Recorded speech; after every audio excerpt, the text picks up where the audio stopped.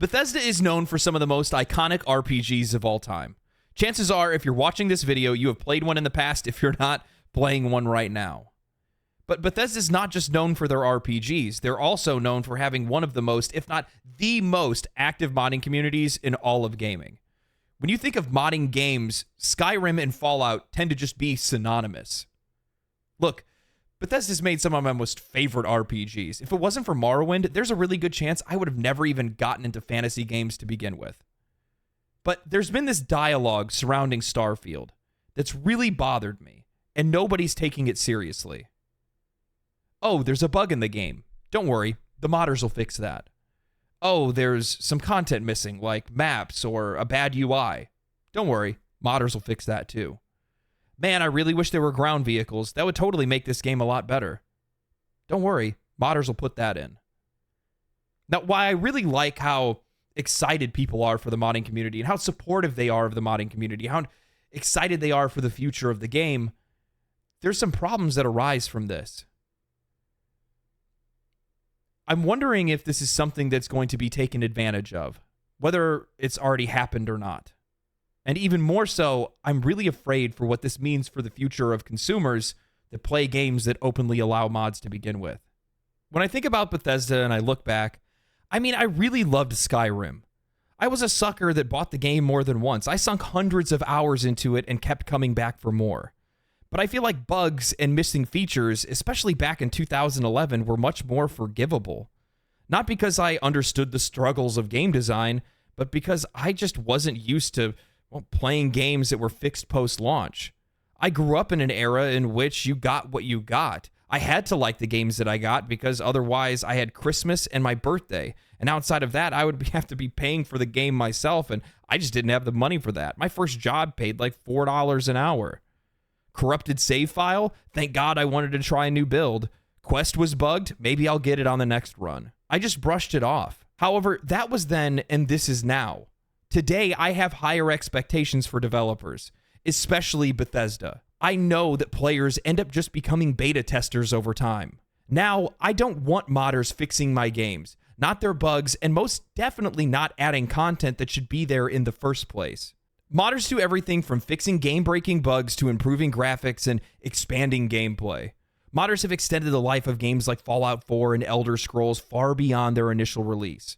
The Skyrim and Fallout 4 community are still modding today. Hell, there are YouTube channels that are dedicated to it that have hundreds of thousands of views even still. While the people who make mods and use mods undoubtedly love what they do, especially the freedom that's given to them playing games like Skyrim and Fallout 4, I'm starting to believe that modders are being taken advantage of, as they step in to remedy issues that the studio itself should be there to address. Look, we've had the discussion many times on this channel about wanting games that were finished or feature complete or just not buggy and in a playable state. And while I will give credit where credit is due, and I will say that Starfield is absolutely the least buggiest game that I've played from Bethesda, it still is a really weird place for us to be in. We've been normalized by their content in the past, relatively more forgiving than we should be, especially today, to the point where we think it's acceptable that both Xbox and Bethesda come out and put out a headline saying this is going to be our least buggiest game of all time. Like, that's a sales pitch.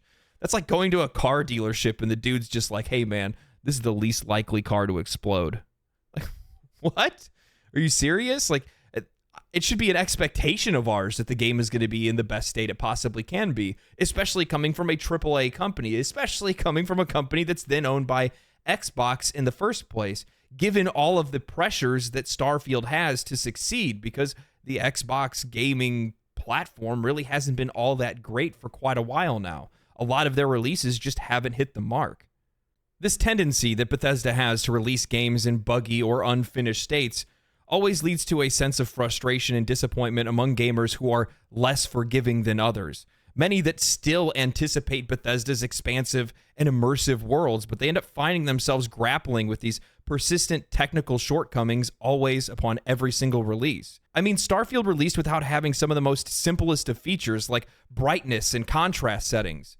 While Bethesda has definitely made efforts to address some of these issues through post-launch patches, and they're going to with Starfield, the frequency and severity of these bugs and different features that are missing from games has continued to define the studio's reputation in the eyes of many gamers. That's the reason the company is named Bethesda. The top comment on one of my last videos was someone asking me to investigate whether Bethesda or companies like them were actually taking advantage of their modding communities. And the more I've researched and the more that I've looked into things, yes, they absolutely are. And it's not a hard conclusion to come to because it's something that they've already tried to do in the past. Bethesda's Creation Club was a platform and system that was introduced by Bethesda back in 2017. It allowed players to purchase and download additional content, including mods, for games like Fallout 4 and Skyrim. The Creation Club was content that was curated and developed by Bethesda in collaboration with external creators and modders. Unlike traditional mods created by the community, Creation Club content was developed and published by Bethesda. This content was considered official and it was integrated into the game more seamlessly than traditional mods. Many items and features in the Creation Club were not free. Players had to purchase Creation Club credits, which would then serve as a way for them to be able to buy additional content. This content was just microtransactions, plain as day, regular microtransactions that were placed in a way or packaged in a way to make you feel like you were supporting mod creators by buying it in the first place, using yet again another obfuscated currency in which the player is not allowed to be able to pay the single price for the item that they want, and they're left over with this random currency that they feel FOMO for, and they have to spend more money to be able to buy something else. On top of that, the creators were only getting 25% of what they actually made in sales. It's disgusting. And I bet you're sitting there and you're thinking to yourself, Ian, but we're talking about Starfield. This isn't in Starfield.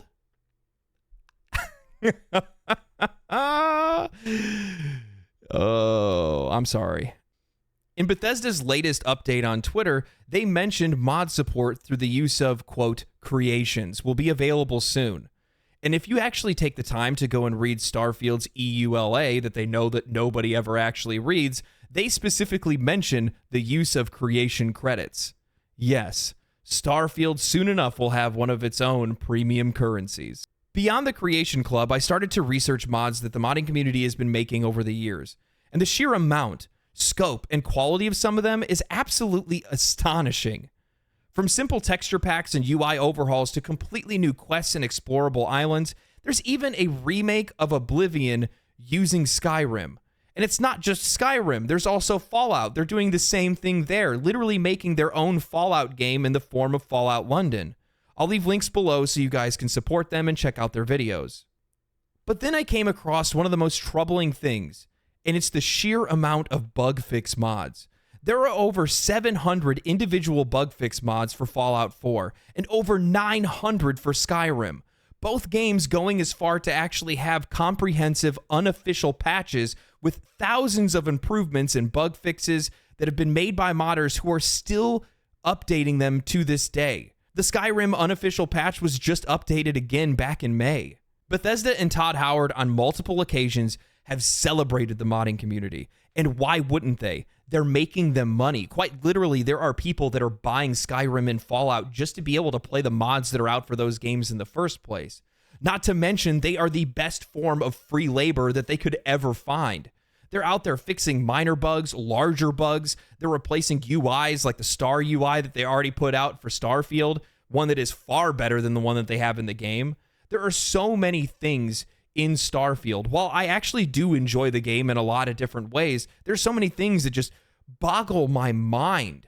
World traversal, inventory management, the UI in general, planet traversal, maps. There's all kinds of different things that should have been in the game in the first place. I'm sitting here scratching my head going, why did they think this is something that would be acceptable? Why did they think this was something that would be enjoyable to interact with? Now, I want to be clear. Bethesda does patch their games. They do fix bugs and they do make improvements after launch. However, their reputation precedes them. The sheer volume of the chaos, as Pete Hines would call it, makes it really difficult for them to be able to clear up every single issue with their games. However, that doesn't make it the community's responsibility to clear that stuff up for them. Given that the head of publishing at Bethesda said that they embrace chaos and could make a less buggy game if they wanted to, Bethesda has undoubtedly adopted this "it will fix itself" attitude, or they just assume that the players are just going to put up with it. And it's wild how prevalent this is.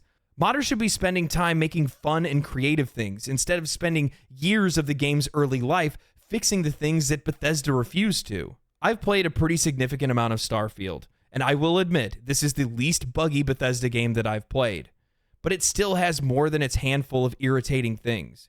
At one point, I had lost all of my equipment that I had earned over time because I used the armory that I built for my ship. By the time that I realized that that equipment was gone, over an hour had passed. I just put the game down and went and played something else.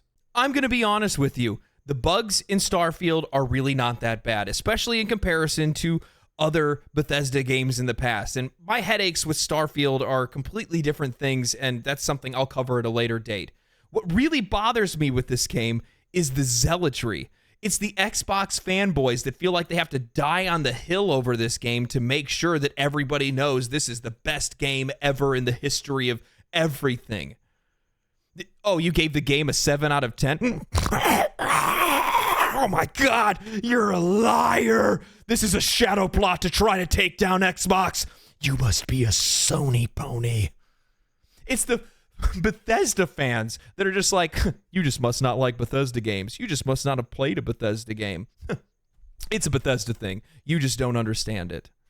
Why is it so foreign to have high expectations for one of the most influential game studios in the history of RPGs that is owned by the richest and most influential software company in the entire world? Be reasonable. But beyond fighting against the criticism, the one thing that we need to pay attention to, and the most harmful thing out of all of the discourse surrounding Starfield, is that there are people that are forgiving Bethesda's behavior for all of their games. And it's because they dance this very fine line that's been shrinking for the gaming community for years now. We already complain about games that are finished in unreleased states. Now imagine you have somebody actively encouraging it because they know somebody else is going to fix it for them. Imagine removing the responsibility from the developer entirely, meme on it even, and place that responsibility on a player, on the customer, on the modders of the game. That sounds like any business's wet dream. Who needs a QA when the community places the responsibility on fixing the game or adding features that should be there on someone else entirely? If you go right now and you look at the most popular mods for Starfield, they are all things that the developer themselves should have put in the game in the first place. But instead, it's the modders that are putting it in there. And that's something that is meeting the expectations of the community because it was an expectation that they set. That's how far they put the bar. Because you've heard it. I've heard it. And even if you disagree with everything in this video and you absolutely hate me, and I'm sure I'll hear about it in the comments regardless, you cannot fight against me on this because you, just as much as I, have heard, just wait for the mods. The mods will fix that. Just wait for the mods. That's how low the bar is.